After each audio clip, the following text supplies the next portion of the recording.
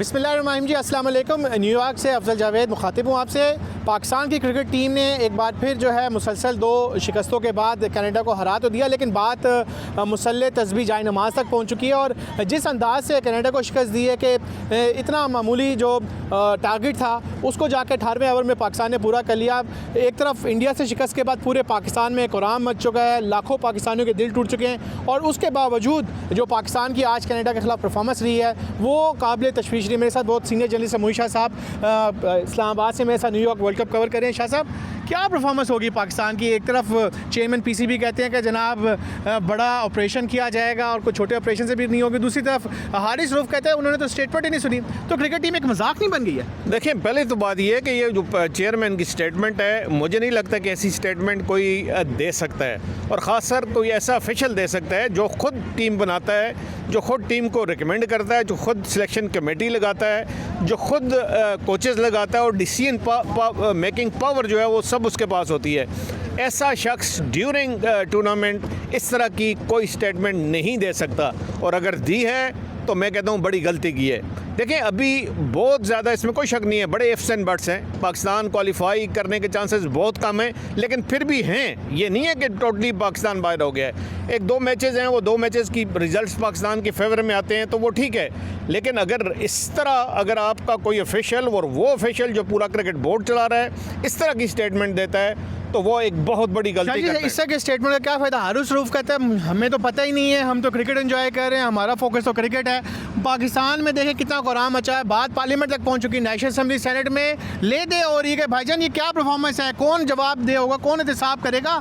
आखिर अब ये क्या सर्जरी नीचे से होगी या ऊपर चेयरमैन पीसीबी जाएंगे? देखें, एक बात बड़ी इंटरेस्टिंग है, हारिस रऊफ और पाकिस्तान के कुछ बॉलर ऐसी पिच पे बॉलिंग करके शायद ये समझ गए हैं कि वो फॉर्म में आ गए हैं। ऐसी बात नहीं है। देखें, ज़रूर पाकिस्तान ने रिस्ट्रिक्ट किया है कनाडा को 106 पे, लेकिन 106 ऐसी पिच पे रिस्ट्रिक्ट किया है जहां पाकिस्तान की बैटिंग 2 दफ़ा नहीं चली। मैं कहता हूं आज भी नहीं चली। जो कनाडा के ख़िलाफ़ पाकिस्तान का मैच था, पाकिस्तान की बैटिंग बिल्कुल नहीं चली। अगर बैटिंग चलती तो आप 12 ओवर में 13 ओवर में आप ये रन स्कोर करने चाहिए थे।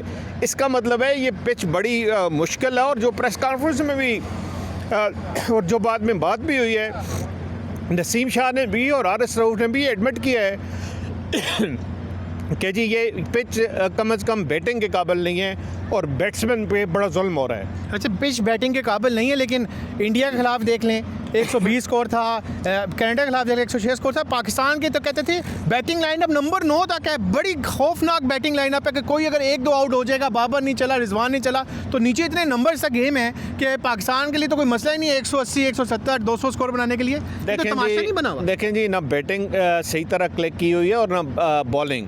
अगर बॉलिंग क्लिक करती तो हमें लास्ट ओवर में अगेंस्ट यूएसए के 15 रन न बनाने उनको देते। हमने उनको लास्ट ओवर में 15 रन जो उनको चाहिए थे, हारिस रऊफ साहब ने वो बनाने दिए। अब यहाँ बैटिंग नहीं चली।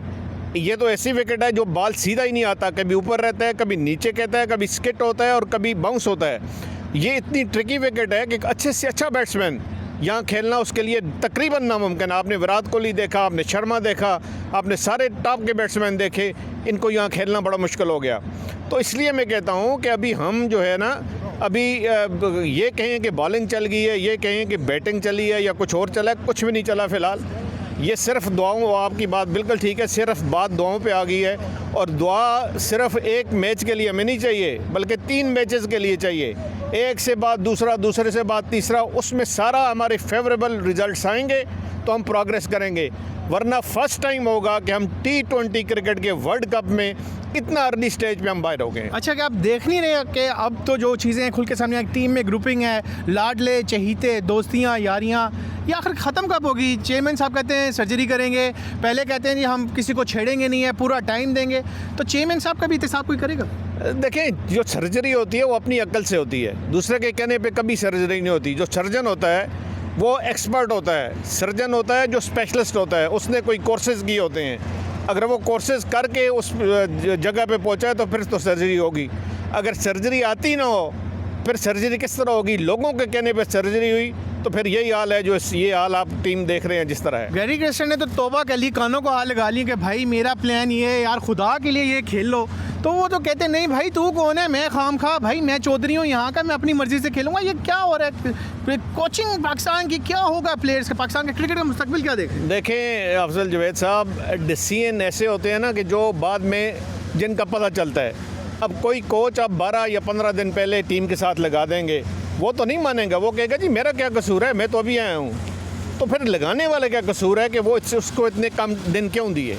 और यही एग्जैक्टली यही प्रॉब्लम है पाकिस्तान टीम का कि जब खुदा न खास्ता, हम तो अभी भी दुआ कर रहे हैं, सब दुआ कर रहे हैं, पूरी कौम दुआ कर रही है कि पाकिस्तान नेक्स्ट स्टेज में जाए। अगर नहीं जाता तो मैं नहीं समझता कि कोई भी अपने ये जिम्मेदारी लेगा कि मेरा कसूर है। पता तो तब चलता है कि कोई अच्छा एडमिनिस्ट्रेटर है, वो सामने आए जी मेरा कसूर है, मैंने गलत सिलेक्शन कमेटी लगाई है, गलत मैनेजमेंट लगाई है, गलत लोग सेलेक्ट किए हैं जिनके हवाले मैंने टीम की है और ये रिज़ल्ट इसलिए निकला है। फिर कोच आप 12 दिन पहले लेके आते हैं, 13 दिन, ओके 13 दिन में वो क्या प्रोग्रेस अपनी दिखाएगा, क्या टीम को ठीक करेगा, क्या प्लेयर्स को देखेगा? ये सारी चीज़ें बड़ी क्वेश्चनेबल हैं। लेकिन ये उस वक्त ही हम बात ज़्यादा कर सकते हैं कि जब पाकिस्तान का एक्चुअली हमें पता लग जाए कि पाकिस्तान ने आगे जाना है या नहीं जाना। जी बिल्कुल, अगर मगर तस्बीह मुसल्ले दुआएं अब तो हर मैच में पाकिस्तान क्रिकेट टीम के लिए आप नाज़रीन को करनी पड़ेगी, क्योंकि अगर आपकी जानिब से ये दुआएं नहीं आएंगी तो जिस हालात से जिस तरह की परफॉर्मेंस पाकिस्तान क्रिकेट टीम की इस वक्त दे रही है उसका तो अल्लाह ही हाफिज़ है। और इस वक्त जो टीम है वो फ्लोरिडा पहुंच चुकी है। 1-2 दिन मस्ती करेंगे, मौज करेंगे, फ्लोरिडा को एक्सप्लोर करेंगे कि भाई कैसा है, फ्लोरिडा आए हैं, पता नहीं दोबारा क्रिकेट बोर्ड हमें भेजे ना भेजें। तो 16 को आखिरी मैच है नाज़रीन, देखते हैं कि अभी आने वाले दिनों में क्या सूरत हाल बनती है। आपकी दुआएँ कितनी रंग लाती है। तब तक के लिए इजाज़त दें, अल्लाह हाफिज़।